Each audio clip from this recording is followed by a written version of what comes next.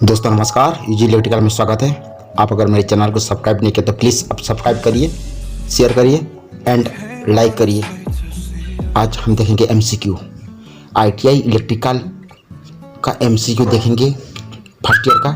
ये पार्ट 1 है, MCQ part 1 ITI first year का है, ये पार्ट 1 देखेंगे। इसके बाद इसके पीछे पीछे मेरा पार्ट 2 भी आ रहा है, तो सबसे पहले हमने पार्ट 1 देखेंगे आईटीआई इलेक्ट्रीशियन का पार्ट 1। सबसे पहला क्वेश्चन, डैश सामग्रियों की मुख्य स्थान से थोड़ी कम परागमन होती है। ए पैरामैग्नेटिक, बी डाईमैग्नेटिक, सी फेरोमैग्नेटिक, डी नॉन मैग्नेटिक। आप देखिए परागयता होती है, आप इस क्वेश्चन को कौन सा में होती है? ए पैरामैग्नेटिक, बी डायनोमैग्नेटिक, सी फेरोमैग्नेटिक और नॉन मैग्नेटिक। आप जान लीजिए, ये जो नॉन मैग्नेटिक मटेरियल है उसके बारे में बताऊंगा। ये नॉन मैग्नेटिक क्या होता है, ये इसका आंसर होता है डायनोमैग्नेटिक। ये ऐसा चीज है, इसका ये होता होती है। नंबर 2 में देखते हैं, नंबर 2 क्या बोल रहा है।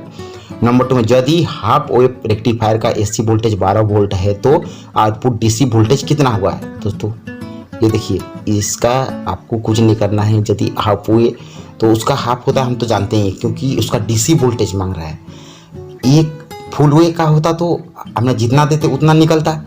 हाफ वे का तो उसमें लसेस भी होता है। जब लसेस भी होता है तो ये मेरी हिसाब से सी होगा 5.4 वोल्ट, क्योंकि 12 वोल्ट नहीं हो सकता, क्योंकि हाफ वे डीसी वोल्टेज मांगा गया है। 6 वोल्ट इसलिए नहीं हो सकता कि 6 वोल्ट करेंगे तो लसेस कुछ ही नहीं हो रहा है, क्योंकि उसमें भी चापर लगा हुआ है, थारिस्टर वगैरह रेजिस्टेंस लगा हुआ है, चोक लगा हुआ है। इस सब में क्या थोड़ा सा वोल्टेज कंट्रोल होता है और फिर वोल्टेज डीसी के लिए फिल्टराइज होता है।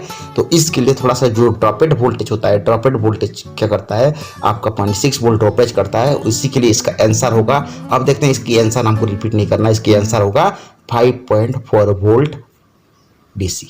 इसका आंसर होगा 5.4 volt DC. Half way rectifier का जो आउटपुट वोल्टेज है 5.4 वोल्ट होगा। नंबर 3 में देखते हैं, जब कोई कैपेसिटर डीसी सप्लाई का स्रोत से अनंत समय तक चार्ज किया जाए तो इससे होकर प्रवाहित होने वाली अंतिम धारा क्या है? प्रतिरोधक द्वारा निर्धारित की जाएगी, बी आरंभिक धारा की आधी होगी, सी अनंत होगी, डी 0 होगी। देखिए, जब इस कंडीशन आता है तो ये हमेशा 0 ही होता है। जब कोई भी कैपेसिटर डीसी सप्लाई के स्रोत से लॉन्ग टाइम, जो चार्जेबल टाइम इच लॉन्ग होता है, जो चार्जेबल टाइम लॉन्ग होता है, उसमें क्या होता है, 0 होता है। आंसर है 0। अब ये सब टिप्स आपको, ये सब को ध्यान देना है, इसमें ज़्यादा कुछ रखा ही नहीं कि मैं आपको थियोरेटिकल करूँ।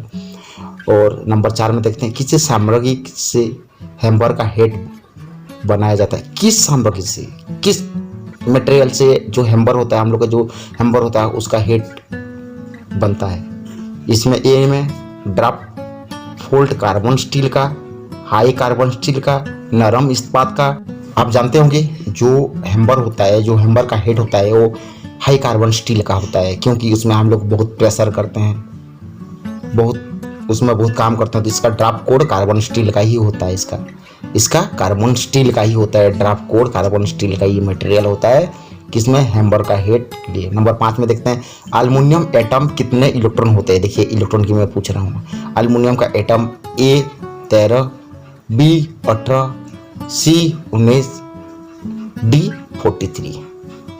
ये एल्युमिनियम का कितना होता है?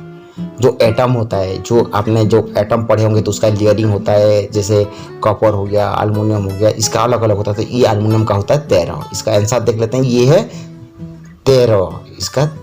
देखिए नंबर 6 में देखते हैं, डैश सामान्य रूप से विविधायुक्त प्रतिरोधक के तब तक समायोजन द्वारा परिचालित किया जाता है जब तक कि एमीटर के धारा का प्रभाव बंद ना हो जाए। ए समांतर सर्किट प्रतिरोधक, बी सीरीज सर्किट में प्रतिरोधक, C Wheatstone bridge circuit, D feedback circuit. A इसकी आंसर आपको सीधा सीधा, हमको तो ये इंडिकेटिंग सी में करना है, क्योंकि जब वाटसन ब्रिज में होता है तो इस तरह का ये आपका प्रतिरोधक होता है जब तक कि समायोजन द्वारा परिचालित किया जाता है। ये वाटसन ब्रिज होता है। ये वाटसन ब्रिज सर्किट में आप जब पढ़ेंगे तो उसके बारे में मैं बताऊंगा, लेकिन ये वाटसन ब्रिज सर्किट में ही होता है। नंबर 7 में बैटरी की क्षमता युक्त की जाती है। बैटरी को हम किस में जानते हैं, किस नाम से जानते हैं? ये क्वेश्चन का मतलब ये है, वाट आवर में जानते हैं, एम्पियर सेकंड में जानते हैं, एम्पियर आवर्स में जानते हैं, किलोवाट में जानते हैं। आपने कभी अगर बैटरी का फोटो नहीं देखे तो उसमें देख लीजिए, AH लगा रहता है, इसका यूनिट होता है AH, एम्पियर आवर्स में होता है। ये एम्पियर आवर्स में होता है और इसका AH होता है। तो सीधा सीधा हमको देखिए वाट आवर्स नहीं हो सकता है, वाट आवर्स के WH होता है, किलो वाट आवर्स होता है, ये यूनिट का आता है, तो ये एम्पियर आवर्स में होता है। इसका राइट आंसर है C, एम्पियर आवर्स। अब देखते हैं नंबर 8, लकड़ी की कील निकालने के लिए किस प्रकार की हैमर हमने प्रयोग करते हैं? Ball pin hammer, cross pin hammer, straight pin hammer, clock hammer. तो इसमें हमने क्लॉक हैमर ही यूज करते हैं, इसका आंसर D होगा। आपने अगर इक्विपमेंट ऑफ टूल्स नहीं देखेंगे तो प्लीज़ मेरी चैनल में अवेलेबल है, आपने देख सकते हैं कि electrician insulated tools, electrician double industry tools, ये देख सकते हैं मेरी चैनल में, आप लोग को मिल जाएगा। और उसमें जाके आप देख सकते हैं कि इलेक्ट्रीशियन के लिए क्या क्या टूल्स ज़रूरी है। और ये जो नंबर 8 क्वेश्चन है ये थोड़ा सा हम लोगों को काम आता है, लेकिन ये कारपेंटर में ज़्यादा करके होता है। फिर भी कभी कभी हम लोग को जो बोर्ड होता है, वुडन बोर्ड होता है, वायरिंग करते समय अगर हमने कुछ क्ली देते तो ये क्लॉक हैमर होता है। मैं आपको पहले से ही बता चुका था, D होगा, ये क्लॉक हैमर होता है इसका आंसर। और देखते हैं नंबर 9 में, विभवांतर मापना हो तो। देखिए विभवांतर नापना, तो मैं विभवांतर बारे में बताऊंगा जब हमने ट्रांसफार्मर सब्जेक्ट पढ़ेंगे तो उसके बारे में बता। विभवांतर क्या होता है? किसी भी हमने कुछ समान दृष्टि में देखना है, जिससे न्यूट्रलाइज करते हैं ट्रांसफार्मर को, उसमें इसको विभवांतर में बोलते हैं। देखिए एम्पेयर मीटर द्वारा, ओम मीटर द्वारा, वोल्ट मीटर द्वारा, वाट मीटर द्वारा। आपने जानते होंगे जो विभवांतर को हमने किस में मापना होता है। तो आइए आंसर देखते हैं। इसका आंसर है, देख लीजिए आपके सामने मैं बता रहा हूँ, इसकी आंसर होगा आपका वोल्ट मीटर द्वारा। इसका जो विभवांतर को हमने मेजरमेंट करते हैं, जो ये विभवांतर है, मैं जब ट्रांसफार्मर बारे में बताऊंगा तो इसका वोल्टेज जो मेंटेन होता है, बैलेंसिंग वोल्टेज होता है, उसके बारे में बताऊंगा। नंबर 10, विशेष प्रकार के स्क्रू ड्राइवर का नाम बताएं जहां समान स्क्रू ड्राइवर का प्रयोग नहीं किया जा सकता है। Number A, London spectre screw driver. Number 2, cabinet pattern screw driver. Number 3, electrician pattern screw driver. Number D, अपने कैंडेंट स्क्रू ड्राइवर। इसका देखिए स्क्रू ड्राइवर का ये टाइप है, टाइप ऑफ स्क्रू ड्राइवर। अपने एक चैंपियन सेट के नाम में भी जानते होंगे कि चैंपियन सेट क्या होता है, स्क्रू ड्राइवर सेट। आजकल तो लेटेस्ट आपका गोटी सेट में भी आने लगा, छोटा छोटा गोटी में आपका हर प्रकार के स्क्रू के लिए एक सेट बने रहती है और बहुत सस्ता में भी मार्केट में अवेलेबल है, ज़्यादा महंगा नहीं होता। तो ये आएगा कैंडेंट स्क्रू ड्राइवर ही होता है, ये कैंडेंट स्क्रू ड्राइवर होता है। नंबर 11 में देखते हैं, आवृत्ति की क्रम जाना जाता है डैश समय अवधि के रूप में, रूटेड के रूप में, टाइम कांस्टेंट के रूप में और रेजोनेंस के रूप में। ये रेजोनेंस सर्किट जो होता है, resonance circuit time current, time constant, जो कांस्टेंट टाइम होता है, ठीक है। एम्पलीट्यूड के रूप में, एम्पलीट्यूड के रूप में क्या होता है कि एम्पलीट्यूड में के रूप में तो नहीं होता है, समय अवधि के रूप में। आवृत्ति की क्रम जाना जाता है, किस में जाना जाता है? जो इक्रम है, जो इसका इक्रम है, किस में जाना जाता है, इसके बारे में हमको ये क्वेश्चन बोल रहा है। तो इसका होता है समय की अवधि के रूप में ही हमने इसका जो आवृत्ति की क्रमता का उसका हमने विश्लेषण कर सकते हैं। नंबर 12 में देखते हैं, धातु की पतली चादरों को काटने के लिए किस यंत्र का प्रयोग किया जाता है? A, cutting plier. B, straight spin. C, flat knows plier. D, चीजर। हमने किस में ये करते हैं? आइए इसका आंसर देखते हैं। कटिंग प्लायर में तो हमने जो ये नहीं हो सकता, तो स्ट्रेट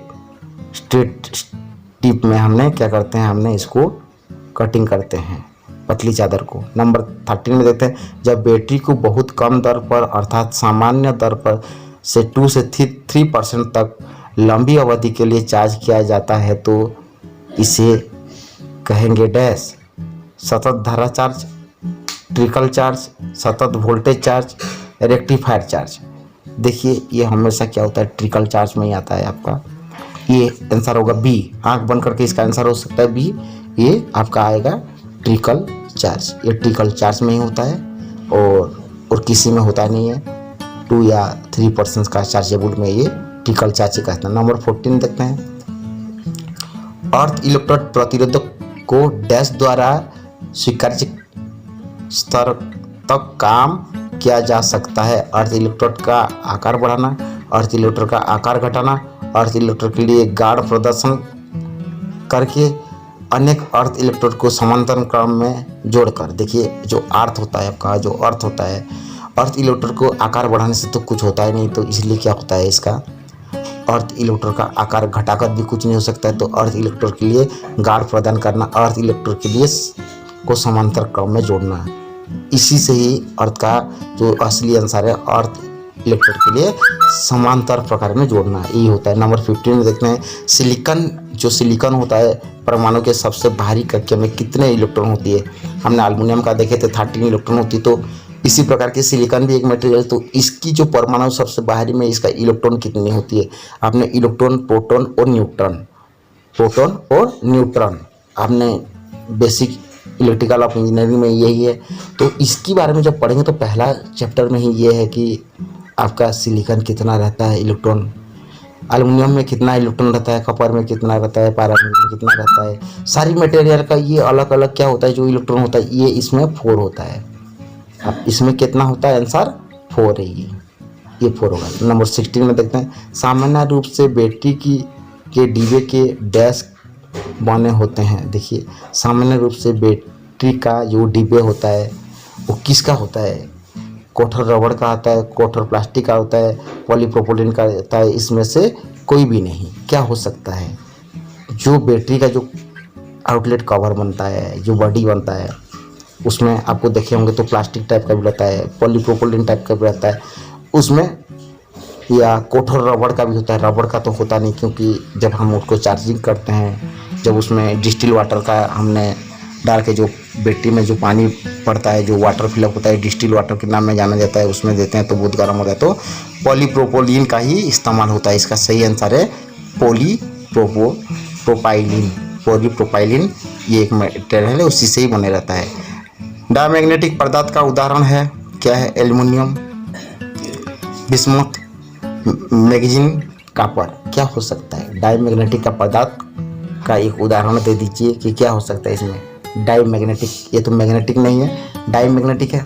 डायमैग्नेटिक में क्या क्या आ सकता है, बिस्मुथ भी हो सकता है, और मैग्नीशियम, कॉपर या एल्युमिनियम, ये एक धातु है, ये हो ही नहीं सकता है। तो इसका आंसर क्या होगा, आप जान लीजिए। इसकी आंसर होगा मेरे हिसाब से तो इसकी आंसर बिस्मुथ ही है, जो मैं अभी पहले ही बोल चुका हूँ आपको, ये बिस्मुथ ही है। आइए जानते हैं इसकी आंसर, देख लेते हैं क्या आता है। ये बिस्मुथ ही है। ये क्या कि ये डायमैग्नेटिक मटेरियल में आकर वो आपका जो था। आइए दोस्तों देखते हैं आगे। फ्लक्स डेंसिटी का जो मापन है डैश किया जाता है। फ्लक्स डेंसिटी में टेस्ला, वेबर, एम्पियर टर्न्स और मैक्सवेल। आपने जानते होंगे फ्लक्स किसका होता है, फ्लक्स किस साथ वेबर का होता है। इसमें आपको कुछ सस्पेंस वाले आता है, जैसे ये आपको सस्पेंस करने के लिए इस तरह का क्वेश्चन दे रहता है कि ये बहुत इंपॉर्टेंट क्वेश्चन, जब नंबर 18 क्वेश्चन ये आपका MCQ एग्जाम में नहीं, ये नेशनल एग्जाम देने जाएंगे, जब नौकरी के लिए एग्जाम देने जाएंगे उसमें भी इस तरह का क्वेश्चन आता है। और ये क्वेश्चन में मैं तो इसको 8-10 बार में कैच किया हूँ इस क्वेश्चन को। तो सोचिए, ये रिपीटर क्वेश्चन बोलते हैं इसको रिपीटर क्वेश्चन बोलते हैं। उसको हमने क्या करते हैं, बुक से हम लोग का जो पर्सनल डायरी होता है उसमें इसको नोट करते हैं। नंबर 18 क्वेश्चन ये मैं आपको इसलिए बता रहा हूँ, ये होता है टेस्ला। देखिए मैं क्या बोलता है, इसका आंसर होता है टेस्ला, वेबर, टेस्ला। ये आपका फ्लक्स का क्या होता है, टेस्ला होता है। नंबर 19 में देखते हैं। इलेक्ट्रीशियन सोल्डर के प्रमुख टीन और जो लीड का कंपोजिशन होता है कितना % होता है। इलेक्ट्रीशियन जो सोल्डिंग आयरन होता है, इसका प्रयुक्त टीन और लीड का जो कंपोजिशन होता है कितना % होता है। 15 to 50%, 16 to 40%, 65 to 35%, 90% to 10%। आइए देखते हैं इसके आंसर कितना होता है। जो इलेक्ट्रीशियन का जो सोल्डर वायर होता है वो आपका 60 to 40% का आपका कंपोजिशन में होता है, वो आपका सोल्डिंग आयरन का। अगर आप मेरी चैनल को प्लीज़ सब्सक्राइब नहीं किए तो प्लीज़ सब्सक्राइब करिए। ये नंबर 20 में देखते हैं, लीड एसिड बैटरी का प्रमुख विद्युत उपदेश है। A silver potassium cyanide, B तनु सल्फाइड अम्ल, C ammonium chloride, D potassium hydrochloride. Ammonium chloride हो ही नहीं सकता, पोटेशियम हाइड्रोक्लोराइड हो ही नहीं सकता, इसमें तो बी होगा तनु सल्फ्यूरिक अम्ल। यही होता है लीड एसिड बैटरी का प्रयुक्त विद्युत उपद्यो है और इसका आंसर ये है। अब इसके पीछे पीछे तनु सल्फ्यूरिक अम्ल होता है और इसके पीछे पीछे मेरी पार्ट 2 आ रहा है, जरूर देखिएगा। पार्ट 1 देखने के बाद thank you for watching easy electrical.